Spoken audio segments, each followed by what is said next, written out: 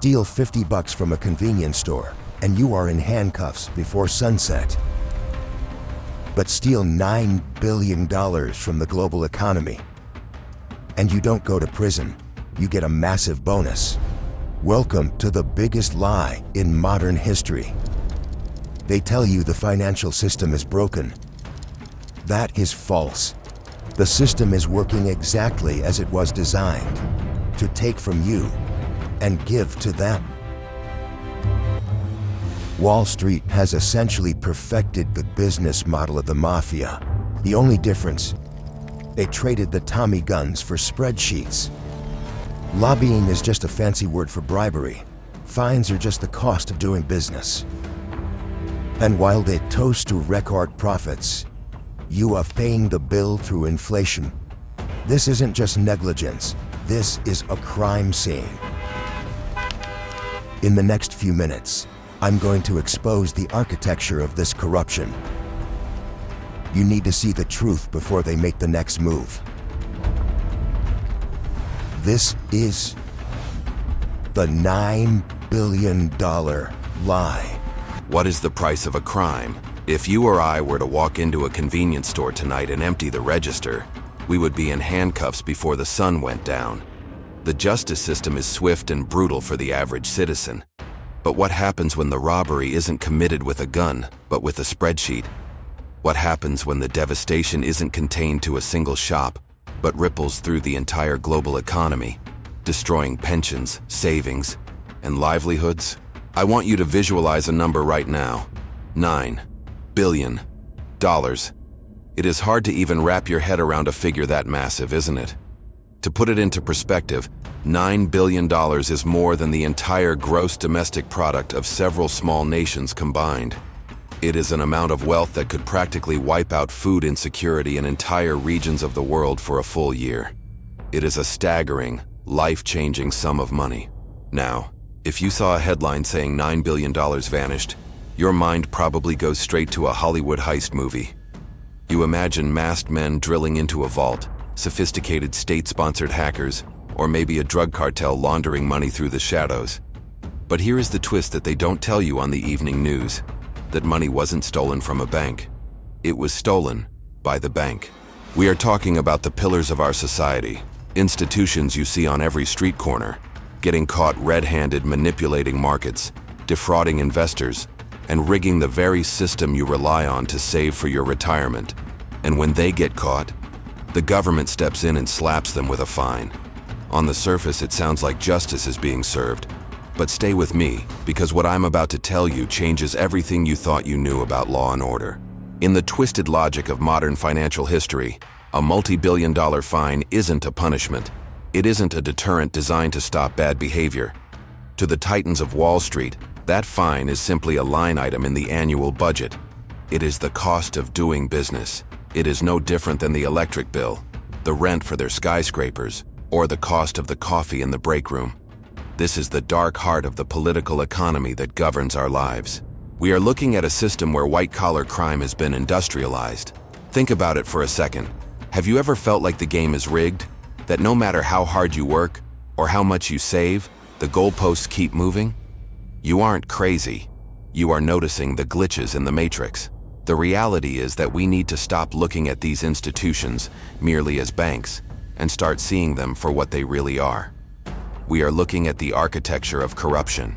The line between a criminal enterprise and a financial institution has become terrifyingly thin.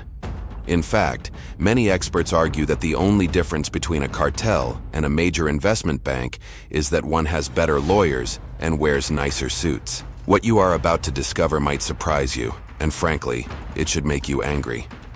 You might be thinking, well, these are just billionaires fighting billionaires. This doesn't affect my wallet. That is the most dangerous assumption you can make. Because when the dust settles and the fines are paid, guess who actually foots the bill? You do. The inflation eroding your purchasing power, the exorbitant interest rates on your credit cards, the instability of the housing market. These are the aftershocks of a business model built on fraud. This brings us to the $9 billion lie. It isn't just about the money. It is about a mechanism designed to extract wealth from the working class and funnel it to the top. all under the guise of complexity and legality. If we want to understand how this machinery works, we have to peel back the layers of this carefully constructed facade. We need to look at the history, the mechanics, and the key players who decided that breaking the law was the most profitable strategy on the table. So how did we get here? How did we build a financial system that rewards the criminal and punishes the victim? To understand the present, we have to look at the blueprint. To understand the present, we have to look at the blueprint. But before we unroll these plans and expose the machinery behind the curtain, I need to pause for just a second. Because talking about these things, exposing the mechanics of wealth extraction and the uncomfortable truths of the shadow economy, isn't exactly the kind of content the algorithm typically favors. If you think it is time we stop pretending these fines are justice and start calling them what they are, calculated business expenses, then go ahead and hit that like button right now. It is a small gesture, but it sends a powerful signal that this information matters and that the truth deserves to be heard. And look, if you want to arm yourself with knowledge, if you want to understand the financial history that they certainly didn't teach you in school, make sure you are subscribed to the channel. We are digging deep into the rabbit hole here, and I don't want you to miss what is coming next. Your participation is what makes this channel grow and helps us wake up more people to this reality. I am also genuinely curious. When you hear about banks paying billions in fines but admitting no wrongdoing, how does that make you feel? Does it make you feel safer?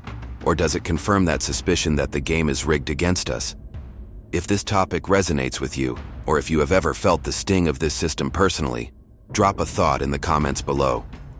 I read them all, and honestly, seeing this community of critical thinkers come together is the best part of doing this work. Now, with that said, let's get back to the investigation. We need to analyze the structure itself, because when you strip away the marble lobbies, the polite press releases, and the expensive Italian suits, the operational structure of a major investment bank begins to look suspiciously like something else entirely, something much darker.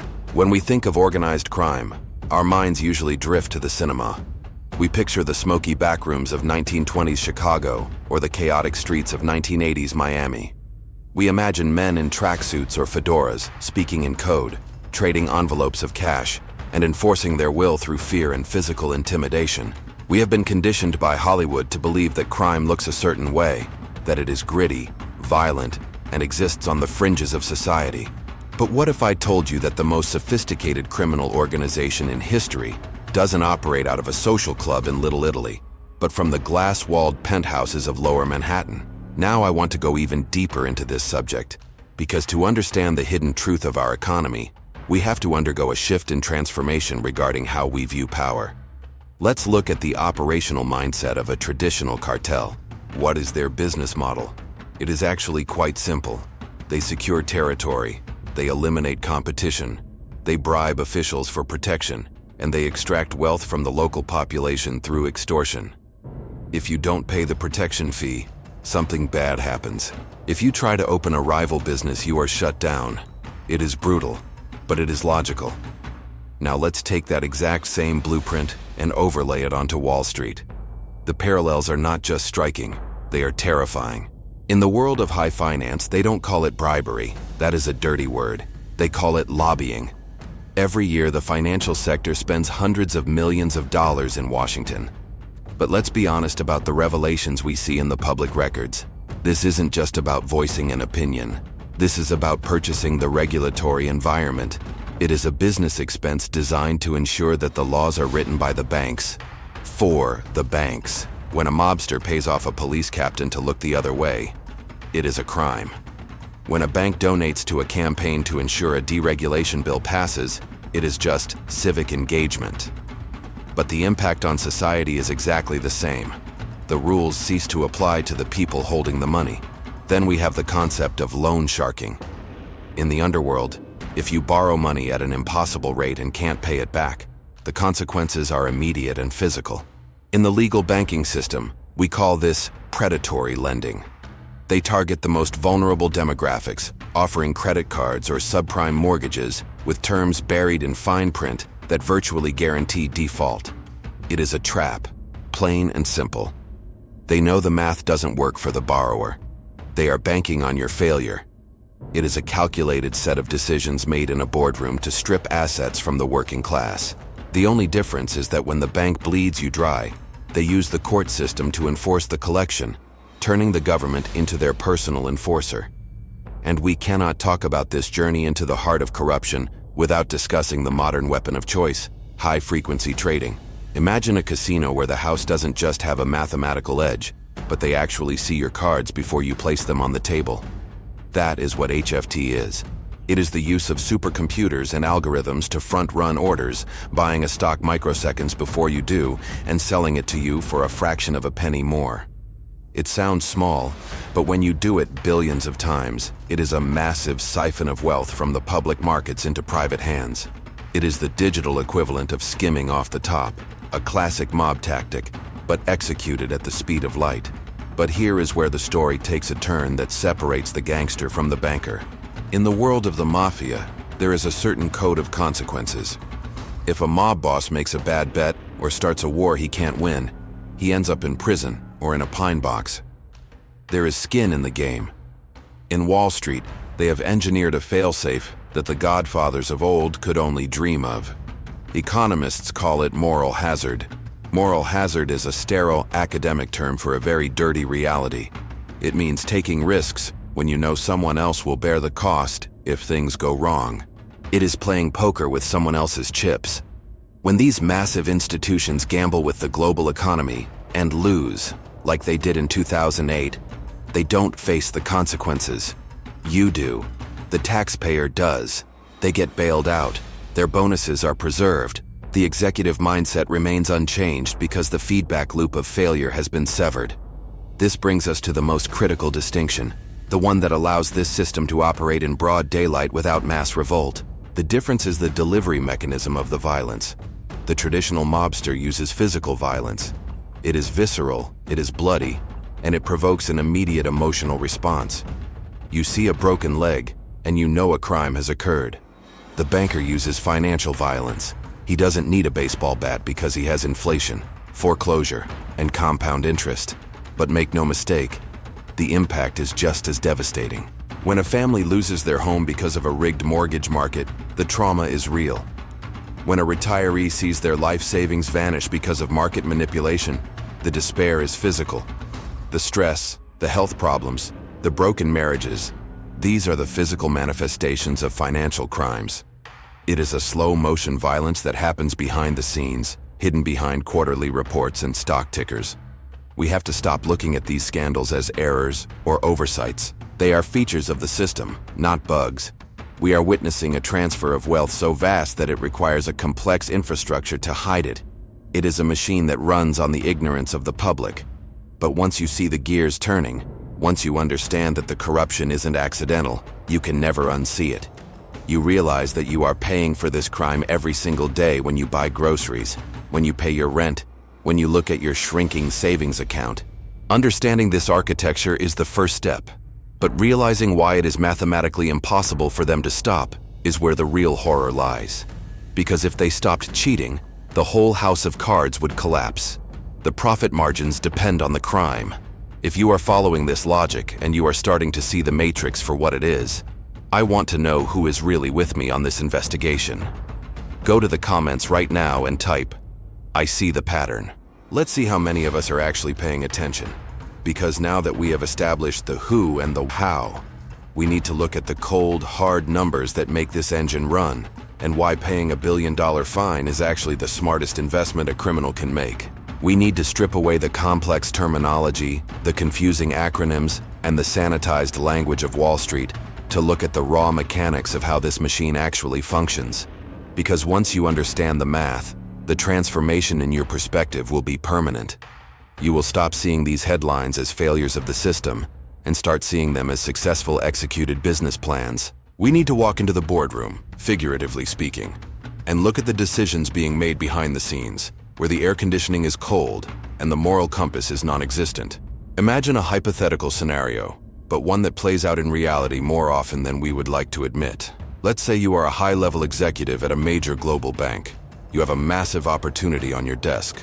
A cartel, or perhaps a rogue state under sanctions, needs to move money. They need to wash billions of dollars of dirty cash to make it look clean within the global financial system.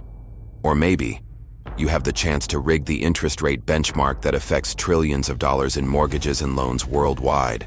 You run the numbers. Your team of analysts, the brightest minds from the best universities, calculates that this scheme will generate $20 billion in pure profit over the next 5 years. That is $20 billion that goes onto the balance sheet, boosts the stock price, and triggers massive performance bonuses for you and your team. But there is a catch. It is illegal. Highly illegal. Now, in the world of the average citizen, the calculation stops there. If I tell you that you can steal a car but you will go to jail, you don't steal the car. The risk of losing your freedom is absolute. But in the mindset of the too-big-to-jail banking class, the calculation is different. They don't look at the law. They look at the risk-adjusted return. They bring in the legal risk department and they ask a simple question. If we get caught, what is the worst-case scenario? The lawyers crunch the data based on historical precedents. They look at the hidden truth of past settlements.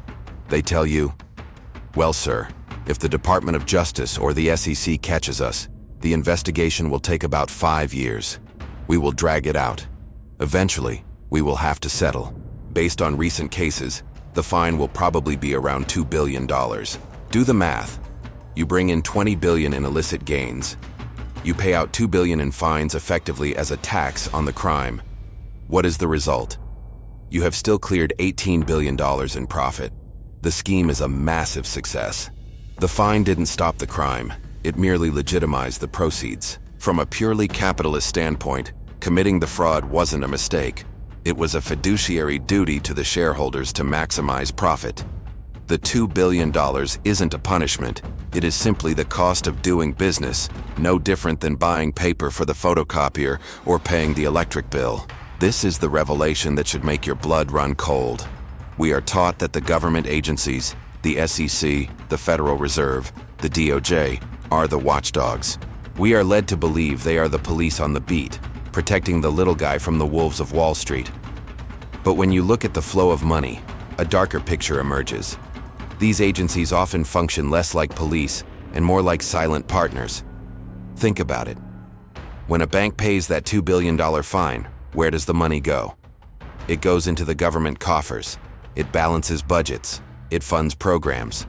The government has a financial incentive to keep the game going. If they actually shut down the bank or threw the CEO in prison, the gravy train would stop. They don't want to kill the golden goose. They just want a few of the golden eggs every now and then. It creates a perverse symbiotic relationship where the regulator and the regulated are dancing to the same tune, and the public is left paying the band. And the most insulting part of this journey into the abyss of white-collar crime? The settlement language. Read the press releases the next time one of these mega fines is announced. You will almost always see the phrase, "The bank has agreed to pay the fine without admitting or denying the findings." Without admitting or denying. This is the ultimate get-out-of-jail-free card. By not admitting guilt, they shield themselves from lawsuits by the victims. By not denying it, they appease the regulators. It is a legal fiction designed to make the problem go away so everyone can get back to making money. It is a magic trick where the accountability vanishes into thin air. Now, I want to go even deeper into this subject, specifically on the human element, because the impact of this double standard is psychological warfare against the working class. Let's be real about the disparity here. In the real world, the world you and I live in, justice is swift and often merciless.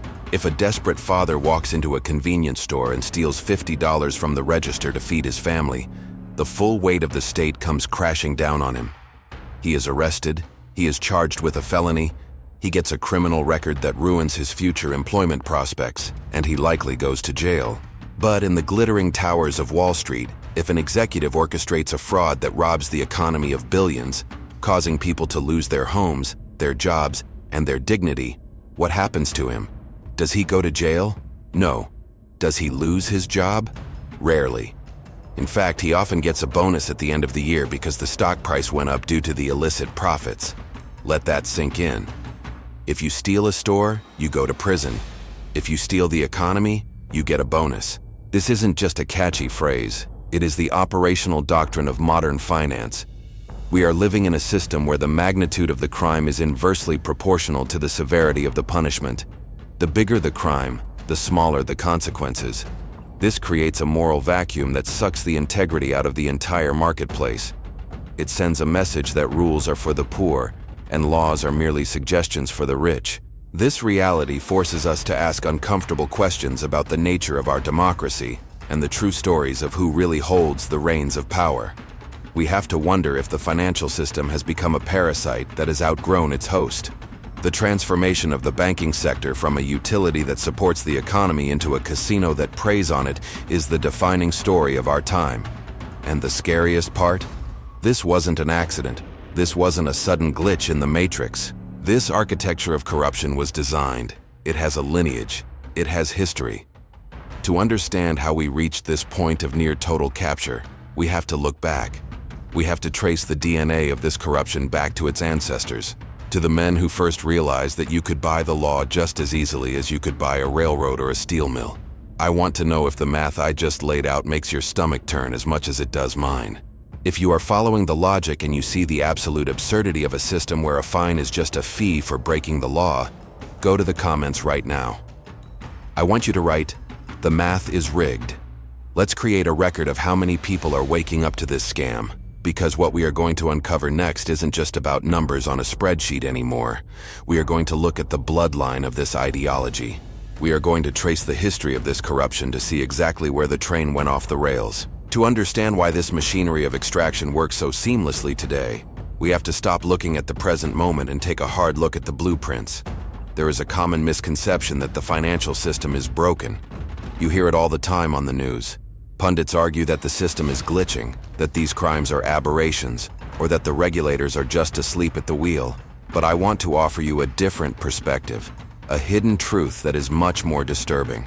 The system is not broken. The system is working exactly as it was designed to work.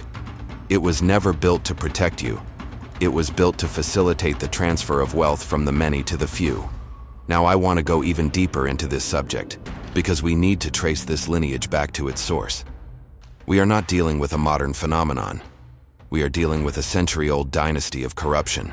If we travel back to the late 19th century, to the era of the robber barons, we see the foundation being poured. Men like J.P. Morgan, Rockefeller, and Carnegie didn't just amass fortunes. They engineered a transformation of the American landscape. They realized early on that competition was a sin against profit, so they created monopolies. But more importantly, they realized that the greatest threat to their empires was true democracy. So they bought the politicians. This wasn't a secret back then, and it isn't a secret now. It was a strategic decision to merge corporate power with state power. When the Great Depression hit in 1929, the narrative was that it was a tragic accident, a perfect storm of bad luck. But if you look at the backstage of history, you see that it was the inevitable result of unbridled speculation and leverage, the same toxic ingredients we see in our markets today. The market crashed, people jumped out of windows, and breadlines stretched around the block. But notice what happened to the dynasties. The small banks failed. The average family lost everything. But the giants, they consolidated. They bought up real assets for pennies on the dollar. The crisis was a harvest for those who held the capital. It was a brutal lesson in the mindset of the elite. Chaos is not a problem. Chaos is a ladder. But the rabbit hole goes deeper than just market manipulation. If we really want to understand the morality, or the lack thereof, that governs Wall Street, we have to look at their involvement in the darkest chapters of human history. There is a saying in the world of high finance, pecunia non olet, money has no smell. This isn't just a cynical joke. It is the operating principle that allowed major Western banks to finance both sides of devastating wars. During the 20th century, while soldiers were dying in the trenches of Europe, there were men in New York and London signing off on loans that kept the war machines running. We now have the revelations that some of the most prestigious financial institutions in the world, banks that you might have a checking account with today, facilitated the movement of gold and assets for the Nazi regime. They knew where the money was coming from. They knew it was stained with blood. But they processed the transactions anyway because the fees were lucrative. And the neutrality of banking provided a convenient shield. This is the impact of a system divorced from morality. It allows a banker to sit in a glass office, thousands of miles away from the suffering his decisions cause, and justify it all with a spreadsheet. They funded dictators in South America who disappeared dissidents. They laundered money for regimes that starved their own people. This isn't conspiracy theory, this is documented history. It reinforces the idea that for the smart money, there are no allies and no enemies. There are only counterparties. This lineage of corruption brings us to the present day. The names on the buildings have changed, or perhaps merged, but the DNA remains the same. The modern CEO of an investment bank is the spiritual successor to the robber baron. He has inherited the same architecture, the same immunity, and the same predatory mindset. The only difference is that today, the theft is more sophisticated. It is hidden behind complex derivatives, high-frequency algorithms, and a wall of legal jargon that no average person can penetrate. When you understand this history, you realize that the fines we talked about earlier, those $9 billion lies, are just the modern equivalent of paying off the feudal lord. It is the maintenance cost of the machine. They aren't afraid of the law because they helped write the law. They aren't afraid of the government because in many ways, they own the debt that keeps the government afloat. This journey through history is painful, but it is necessary. It strips away the illusion that if we just elect the right person or pass one more regulation, everything will be fixed. You cannot fix a machine that is doing exactly what it was built to do. You have to understand that you are operating in a hostile environment. You are a retail investor in a market built for whales. You are a citizen in an economy designed for monopolies. The realization that the game has been rigged for over 100 years can be paralyzing, or it can be empowering. It depends on what you do with that information. Once you see the strings, you can stop acting like a puppet. You can stop trusting the experts on TV who are reading scripts written by the very institutions we are exposing. You can start to make moves that protect your own interests, rather than feeding the beast. The connection between the robber barons of the past and the financial cartels of today is unbreakable. They share the same blood type, greed, and they share the same victim, the public. But here is the catch. The victim is usually unaware they are being bled. They think the anemia is just bad luck. I want to know if you are starting to see the timeline connect. If you can see how the events of the past are mirroring the headlines of today, I want you to leave a specific comment below. It helps us track who is really following the narrative. Go down to the comments and write, "History repeats." Because now that we have established that the system is rigged and that the history is dark, we need to answer the most important question of all. The question that affects your dinner table, your children, and your future. We need to look at the invisible victim in all of this. We need to talk about you. You might be sitting there right now watching this on your phone or your laptop, thinking that while this is all very interesting, and perhaps a little infuriating, it doesn't truly apply to you. You might be thinking, I don't trade stocks. I don't have a massive portfolio.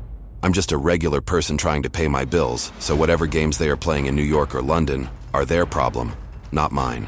If that is your mindset, I need you to listen very carefully, because that is the most dangerous illusion of all. That is exactly what they want you to believe. The hidden truth is that you are not a spectator in this arena. You are the collateral. You are the chip on the table.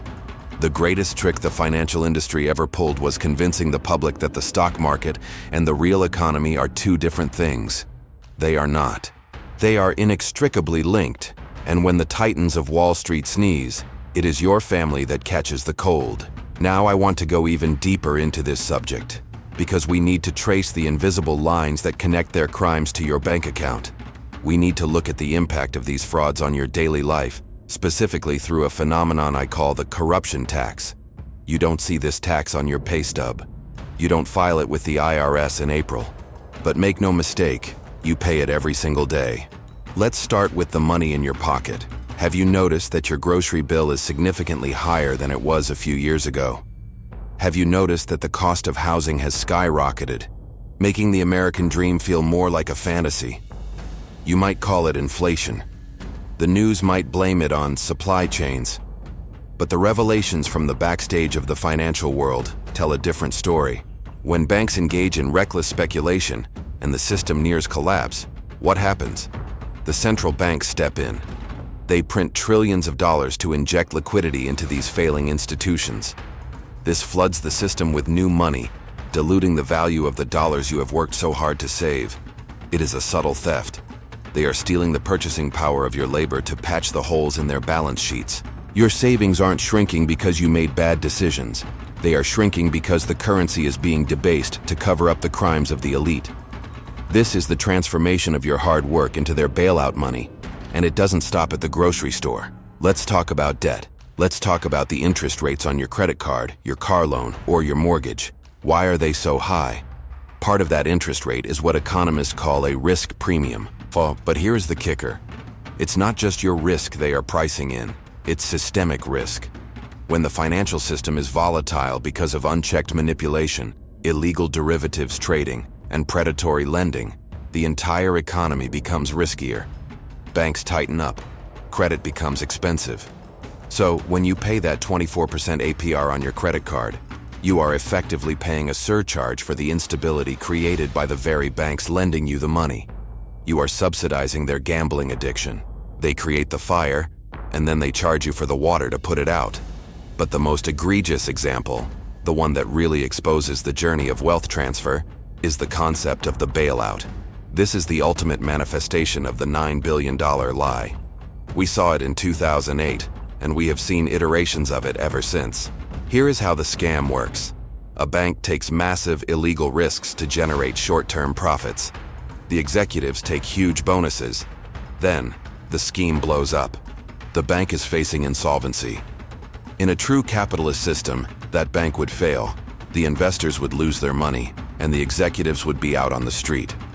That is how the free market is supposed to work. But we don't live in a free market. We live in a system of corporate socialism. The bank goes to the government and says, "We are too big to fail. If we go down, we take the whole economy with us." So what happens? The government uses taxpayer money, your money, to rescue the bank. They socialize the losses. This is the lie at the center of our story. The lie is that the financial system is strong and independent. The reality is that it is on life support, kept alive by a constant transfusion of blood from the working class. Think about the injustice of that dynamic. If you start a small business, a bakery, a mechanic shop, a consulting firm, and you make bad decisions, you go out of business.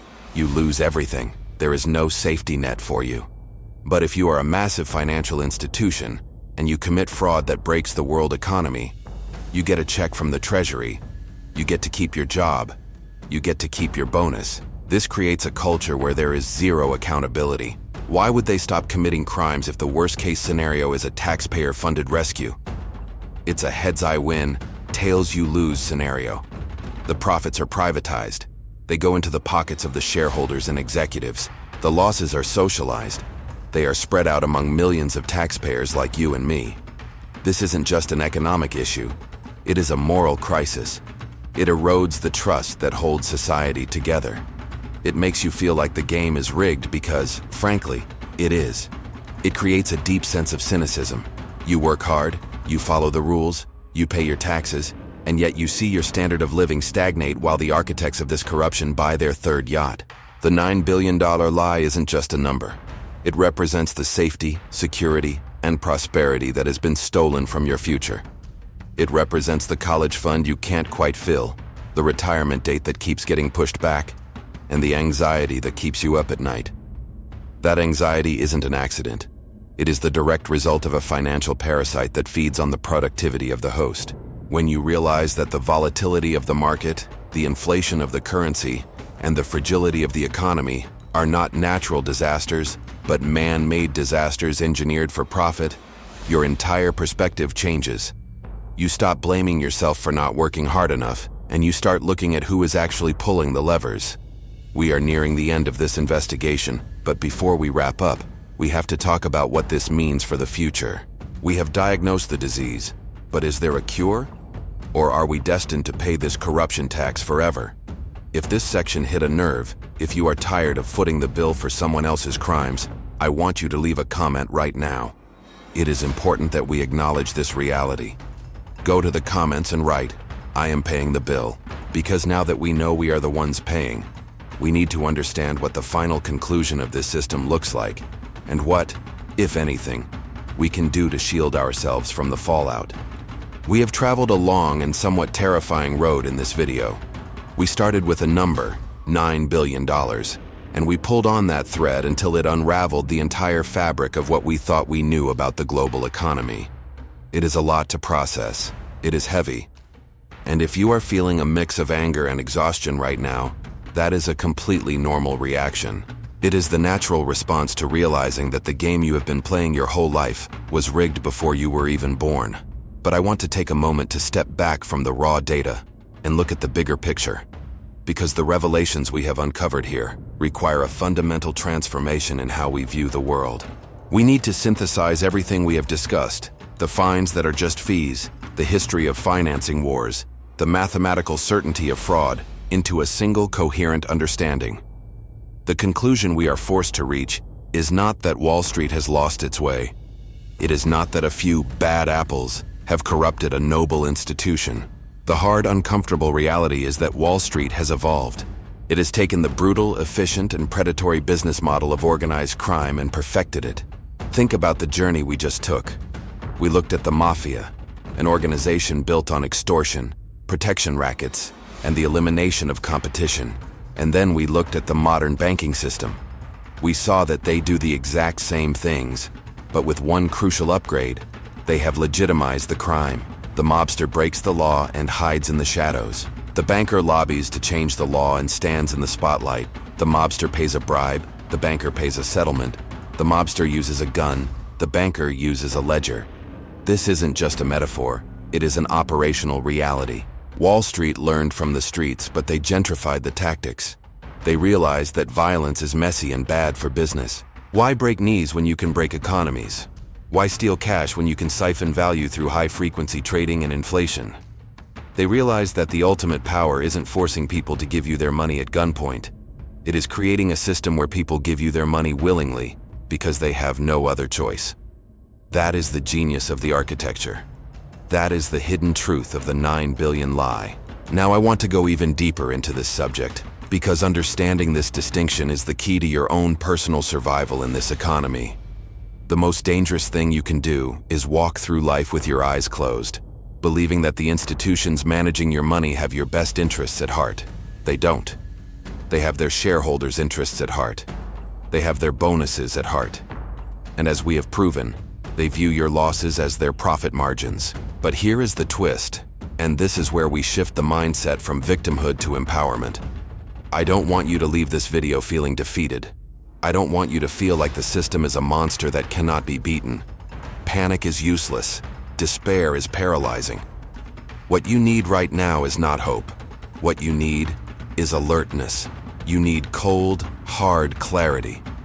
The purpose of exposing this backstage machinery isn't to make you depressed, it is to make you dangerous.